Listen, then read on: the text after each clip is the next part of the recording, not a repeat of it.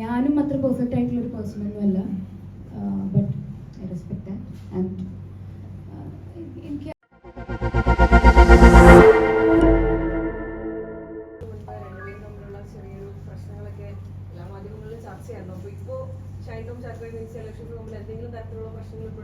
ഞങ്ങൾ കണ്ടിട്ട് എന്തെങ്കിലും പ്രശ്നമുള്ള പോലെ തോന്നുന്നുണ്ടോ? അപ്പൊ പ്രശ്നമൊന്നും ഉണ്ടാവില്ല. ഇല്ല, അന്നത്തെ ഇഷ്യൂ എല്ലാവർക്കും അറിയാമല്ലോ കൃത്യമായിട്ട്. ഞാനത് അഡ്രസ് ചെയ്തോട്ടെ, അത് കുഴപ്പമില്ല. അപ്പോൾ ഇതിൻ്റെ ഒരു കാര്യം പറയുകയാണെങ്കിൽ, എനിക്ക് എന്തുകൊണ്ട് അതങ്ങനെ മൂവ് ചെയ്യേണ്ടി വന്നു എന്നുള്ളതിൻ്റെ ഒരു ചെറിയൊരു കാര്യം. ഇപ്പം ഷൈൻ ചേട്ടൻ സിനിമയിലോട്ട് വരുന്നത് കമൽ സാറിൻ്റെ അല്ലേ? അല്ല, കമൽ സാർ ത്രൂ അല്ലേ? അതേപോലെ ഒരു കാലത്ത് ഞാൻ +2 പഠിക്കുന്ന സമയത്ത് വിജയമാത സ്കൂളിൻ്റെ മുന്നിൽ എനിക്ക് ആദ്യമായിട്ട് എനിക്ക് അഭിനയിക്കണം എന്ന് പറഞ്ഞ ഒരു ആർട്ടിസ്റ്റ്, മുന്നിൽ കണ്ട് പറയുന്ന ഒരു ആർട്ടിസ്റ്റ് ഷൈൻ ചേട്ടനാണ്. അങ്ങനത്തെ ഒരു സ്റ്റോറി ഉണ്ട്, ആർക്കും അറിയില്ല. അപ്പം ആഫ്റ്റർ ദാറ്റ് കുറേ കാലങ്ങൾക്ക് ശേഷം പല ഇൻ്റർവ്യൂസ് ഒക്കെ കാണുമ്പോഴും ഒരു ഹൈപ്പർ പരിപാടി കാണുമ്പോഴും എന്നോട് ഞാൻ പലരുടെയും വാച്ച് ചെയ്യാറുണ്ട്, പൈശ്വര്യ ലക്ഷ്മിയൊക്കെ പറഞ്ഞു കേട്ടിട്ടുണ്ട്, ഷൈൻ എന്ന് പറയുന്നത് ഇൻ പേഴ്സൺ അങ്ങനെയല്ല എന്നുള്ളൊരിതുണ്ട്. അപ്പോൾ നമ്മൾ മൂവി ചെയ്യാൻ ഞാനൊരു തീരുമാനം എടുക്കുമ്പോഴും എനിക്ക് ആ ഒരു കുറേ കാലത്തിന് ശേഷം നമ്മളുടെ ഒരു നാട്ടുകാരൻ്റെ ഒപ്പം അല്ലെങ്കിൽ ഞാൻ അഡ്മയർ ചെയ്യുന്ന ഒരു ആർട്ടിസ്റ്റിൻ്റെ ഒപ്പം ഞാൻ അത് ആ സ്പേസ് ചെയ്യുവാണ് എന്നുള്ളൊരു ഫീലിംഗ് എനിക്കുണ്ടായിരുന്നു.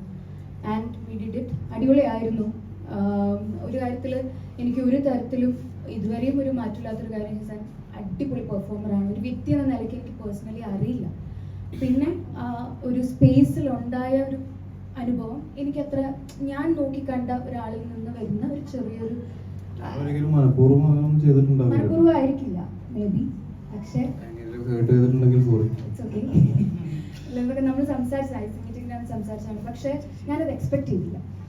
ഞാനും അങ്ങനെ എക്സെപ്റ്റ് ചെയ്തില്ല.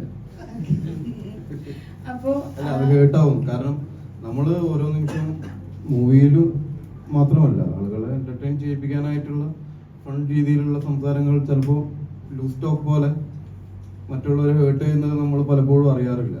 എല്ലാവരും ഒരേപോലെ ഇല്ലല്ലോ. ഇപ്പോൾ കാണുന്നതും അല്ലെങ്കിൽ ഒരു ആശയങ്ങളും ഒന്നും എല്ലാം വ്യത്യസ്തമാണ് എല്ലാവർക്കും.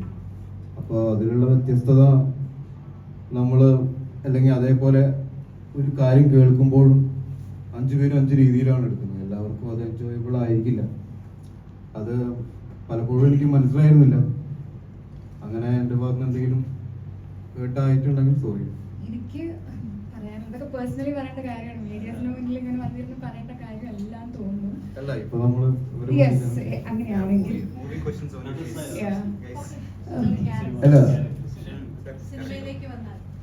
അല്ല വിൻസി പറയട്ടെ.